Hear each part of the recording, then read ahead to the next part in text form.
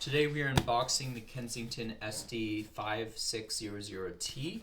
So this is, as you can see, a Thunderbolt 3 USB-C dual 4K hybrid dock.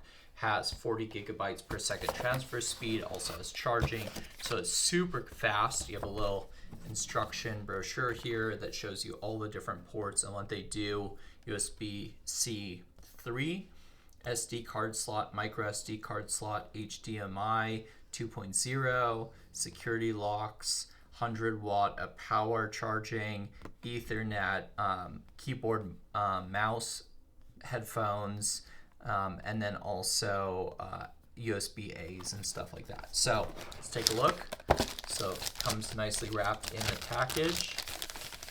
It's all this brushed metal here as well, so it's really pretty. As you can see on the back, here's all your different inputs. It's a great base station if you're running multiple displays, a lot of different things off a computer. This is a great thing to have. Has nice rubber feet on the bottom, and then on the front you have your cards, you have your USB-C, your USB headphones. Let's take a look what else comes in the box. Full instruction guide there.